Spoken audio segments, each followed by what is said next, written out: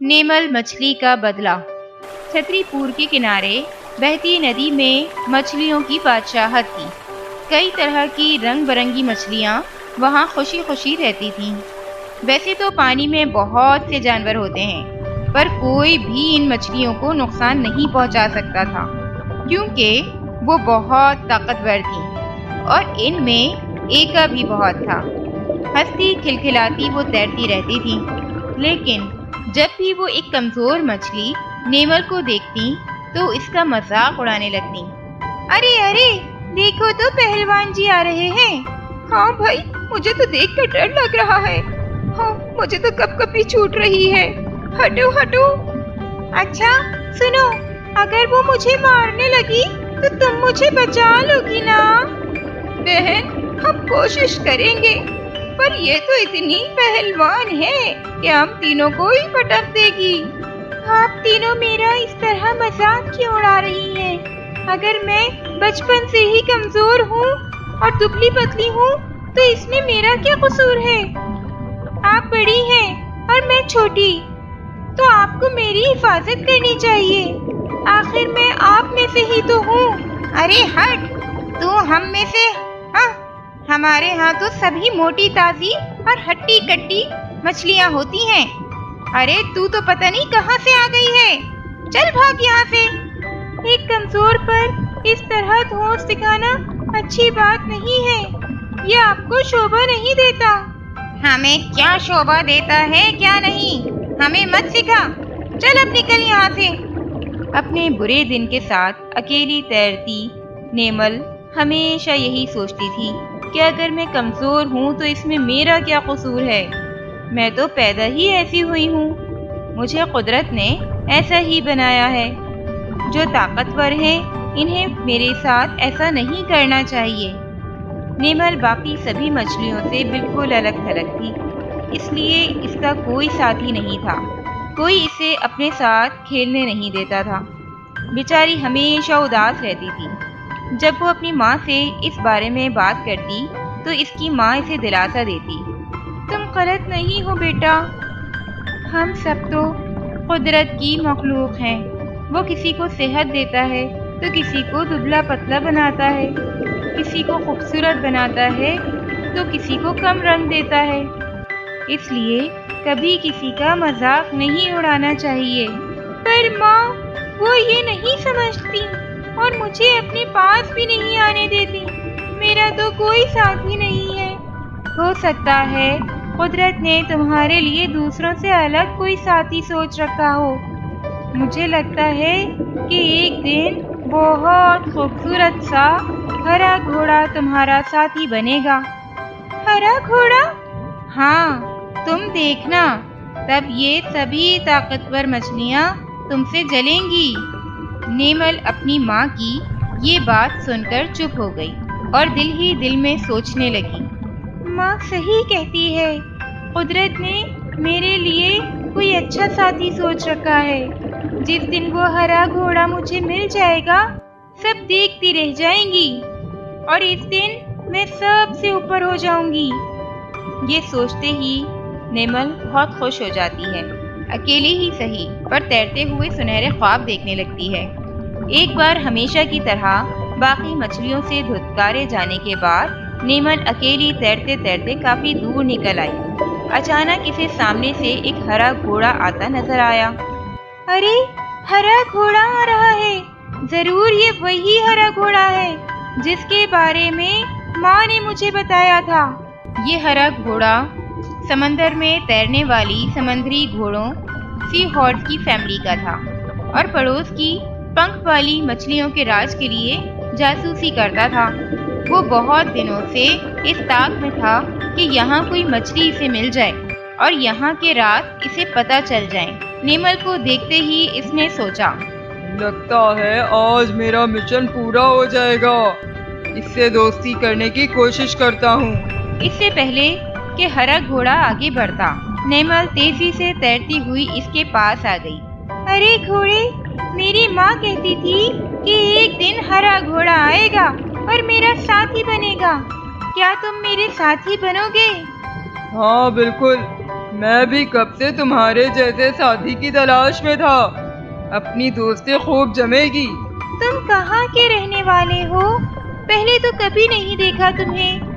मैं तुम्हारे इलाके के बराबर वाले इलाके से हूँ।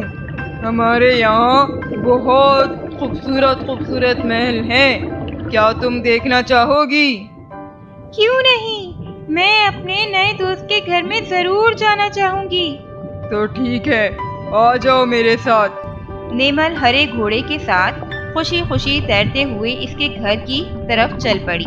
आगे चलकर हरे घोड़े ने इसे अपने महल दिखाने शुरू किए। ये हमारे यहाँ के महल हैं, बहुत खूबसूरत है ना? हाँ, ये तो बहुत खूबसूरत है।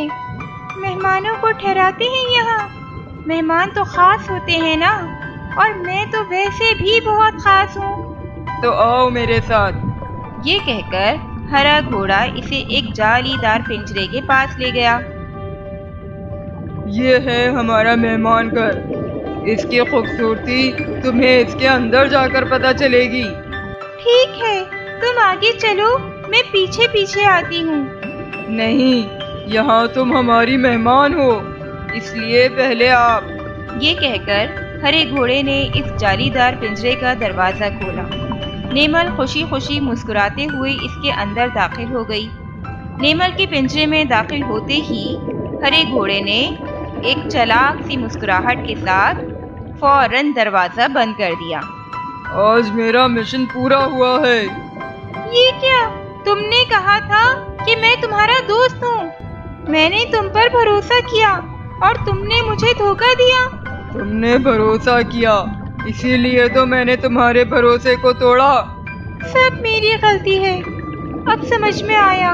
माँ ने तो मेरा दिल बहलाने के लिए एक कहानी सुनाई थी और मैं इसे सच समझ बैठी।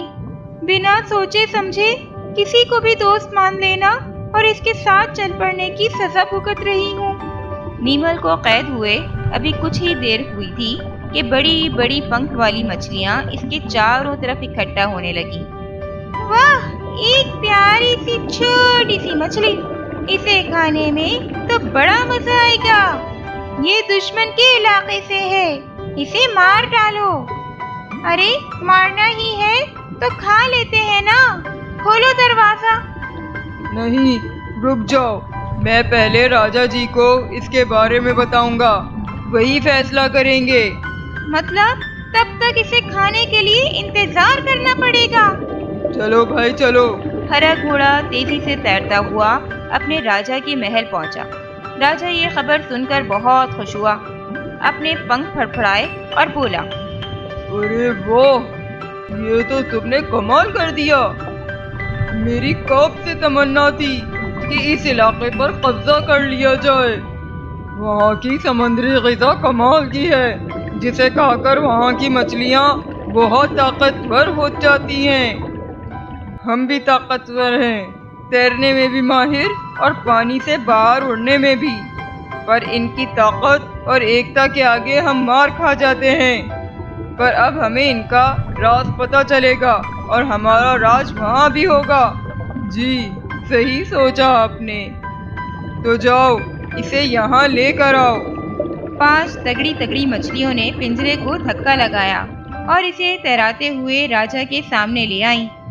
नेमल सोचने लगी, अब मेरी खैर नहीं है। लगता है मुझे राजा के खाने में रखा जाएगा। तो तुम हो वो, पर तुम अपनी बिरादरी से बिल्कुल अलग लगती हो। ये तो कुदरत को ही पता होगा, मैं तो बचपन से ही ऐसी हूँ। फिर तो तुम्हें वहाँ कोई नहीं पूछता होगा।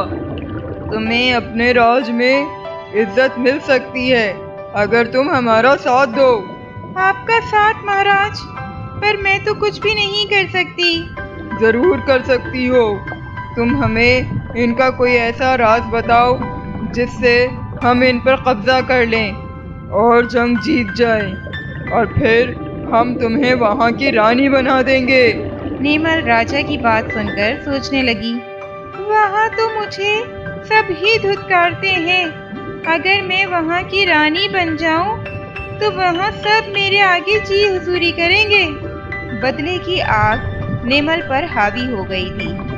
महाराज, हमारी बिरादरी में सब में बहुत एका है, पर खाना सभी अकेले ही खाते हैं, वो भी एक दूसरे से छुपाकर।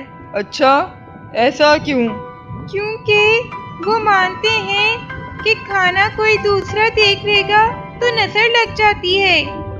अब हम इनके खाने के वक्त पर हमला करेंगे और जंग जीत जाएंगे। जैसे ही वहाँ की मछलियों ने खाना शुरू किया, पंख वाली मछलियों ने आकर उन पर हमला कर दिया। इन्हें इकट्ठा होने का मौका ही नहीं मिला। पूरे राज पर पंख वाली मछलियों का कब्जा हो गया। उन्होंने बची कुची मछलियों को अपना गुलाम बना लिया था। इस हमले में नेमल अपनी माँ को भी खो चुकी थी। आज से इस इलाके पर भी हमारा राज होगा, जैसा कि हमने वादा किया था। नेमल, तुम यहाँ की रानी होगी। यहाँ के नियम कानून ये ही बनाएगी, पर हमारे राज में रहेगी। नेमल को रानी बने देखकर इस राज की मछलियाँ थर थर कांपने लगी। ये देखकर नेमल के चेहरे पर एक मुस्कुराहट तैर गई। अब तुम्हें पता चलेगा कि कौन कमजोर है और कौन पहलवान। सच है कि अगर अपनी बिरादरी में कोई कमजोर हो तो इसे धुतकारना नहीं चाहिए, बल्कि इसे सहारा देकर अपने बराबर लाने की कोशिश करनी चाहिए, वरना वो दुश्मन से मिल सकता है और अपनी ही बिरादरी को तबाह कर सकता है।